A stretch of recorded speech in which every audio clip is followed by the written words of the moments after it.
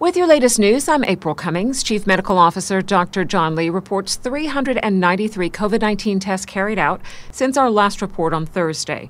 5 were positive for COVID-19. The individuals are all travelers who tested positive following routine screening, and they will remain in isolation until considered recovered.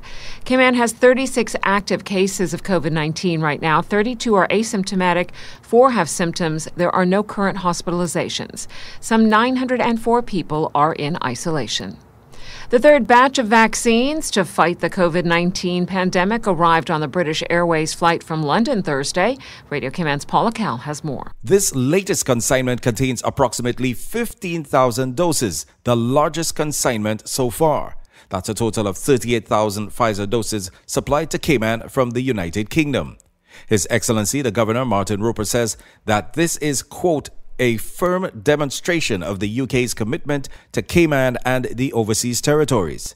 His office remains in discussion with the UK regarding further consignments of the Pfizer vaccine, while Cayman continues to make good progress with its vaccination program.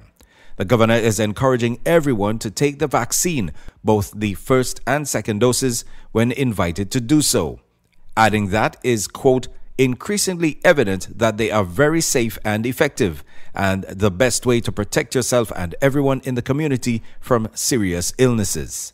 For Radio Cayman News, I am Paula Cal. Visit the hsa.ky website for the weekly vaccination schedule. As we reported earlier this week on Radio Cayman, Cayman Airways is holding an open house tomorrow for the public to visit the Boeing 737 MAX 8s, which are being returned to service. CIGTV's Donna Bush has more. Officials at the national airline Cayman Airways are inviting the general public to tour the Boeing 737-8 aircraft this Saturday on Grand Cayman and next Thursday on Cayman Brac. At a press briefing held earlier this week, company president and CEO Fabian Worms talked more about pilot training for the aircrafts and the open house events. The way this is happening in the rest of the industry is that this training is done in a simulator. And the pilots, once they finish their simulator checks, they go straight onto the airplane and fly. We're not doing that. We're going to make sure our pilots, as we say, as I've said, do a series of flights.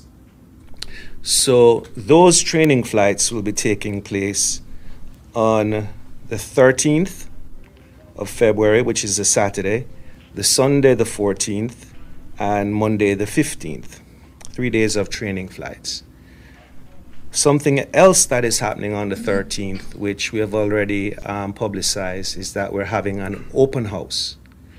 So the general public will have the opportunity to come and see the aircraft, but more importantly, we'll have several senior captains on hand to answer any questions or address any apprehensions that the traveling public may have with respect to flying on a 737-8. Tours of the aircraft start at 10 a.m. tomorrow, February 13th through to 2 p.m. at the Owen Roberts International Airport's hangar area, and then at Cayman Brac's Charles Colonel Airport next Thursday, February 18th from 11 in the morning to 1:30 in the afternoon. The Elections Office today explains who will and who will not be allowed to vote in the upcoming general election. Radio Cayman's Dion Anglin has the details. On Wednesday, February 11th, His Excellency the Governor issued a proclamation to dissolve Parliament and set Wednesday, April 14th, 2021 as the new date for the next general election. This date was selected in part to ensure newly registered and eligible voters will still be able to cast their vote in the 2021 general election. Before the 20th of January 2021 registration deadline, 1,406 individuals registered to vote. The names of these voters are now listed on the revised list of electors, which was published for public review on February 3rd, 2021. Claims and objections relating to the revised list must be submitted before February 25th, 2021. All claims and objections will be published on March 4th, 2021. The revising officer, Chief Magistrate, will hear these claims and objections between March 22nd and 26th, 2021. Following the outcome of the hearings, the revised list will be finalized and become the official list of electors on April 1st, 2021. 2021. Everyone on this list will be entitled to cast their vote in person in the general election on April 14th, 2021. Individuals on the revised list of electors who are currently 17 years old and will not turn 18 on or before the new general election date will not be eligible to vote on April 14th, 2021. 16 individuals fall into this category and they will be contacted by the registering officers.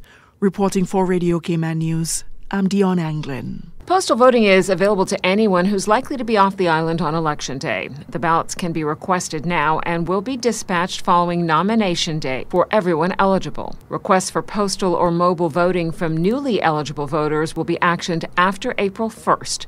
Postal ballots will be dispatched by commercial courier.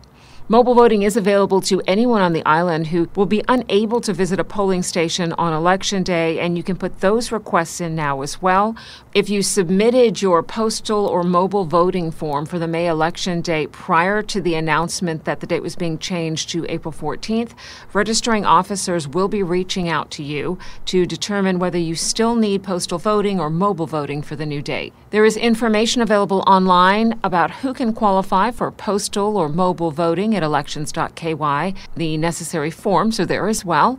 You can also contact the Elections Office at office@elections.ky or visit them at 68 West Bay Road in Georgetown. Life and Intertrust Group move on to Phase 2 of the Class Libraries project.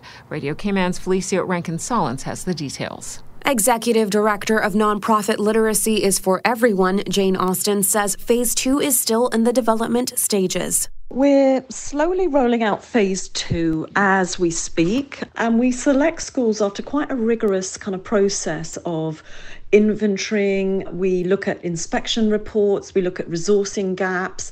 We don't commit funds or kind of book resources until we can guarantee things like teacher training. And we really do kind of plan for the longevity of the books. We want them to be managed well, and we want there to be accountability. Life is in talks with Prospect Primary to add them to Phase 2. We order books that are relevant to that particular school community. We do want to make sure that we plug any gaps in the curriculum. It might be that the school needs non-fiction books, challenging books for their year sixes. Helping to make this goal achievable is Life's partner, Intertrust Group, with a donation of $111,000. Intertrust Group does not see this as sort of sitting in their offices handing out money. They really see this as their corporate social responsibility. They have been very heavily involved in the project, from stickering the books to delivering them, 5,100 books. It's been a wonderful partnership, and there's a relationship that is forming, therefore, between the children and the corporations. Thiel and McCoy Primary School in Grand Cayman and West End Primary School in Cayman Brac were part of Phase 1's Class Libraries project. For Radio Cayman News, I'm Felicia Rankin-Solins. For more, visit life.org.ky. Food lovers across Cayman will have to wait until next year to taste the best of Cayman's diverse cuisines, local produce, and drinks all in one place. As Radio Cayman's Shanda Gallego reports, the Taste of Cayman has been postponed until next year.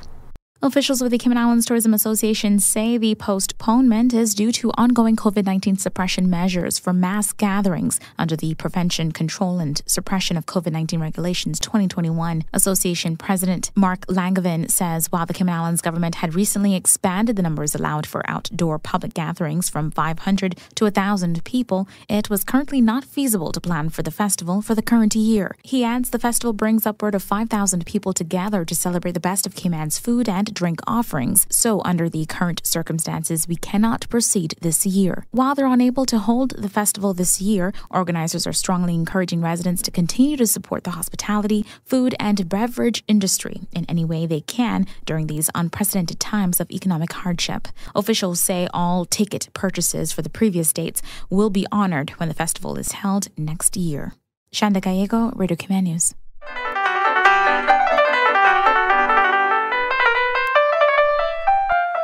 It is Valentine's Day weekend, and Cayman Arts Festival says it has the perfect gift, an invitation to hear renowned pianist Glenn Ananga. The event takes place on Saturday at 6:30 p.m. at the Westin. That is your latest local news from Radio Cayman's newsroom. I'm April Cummings.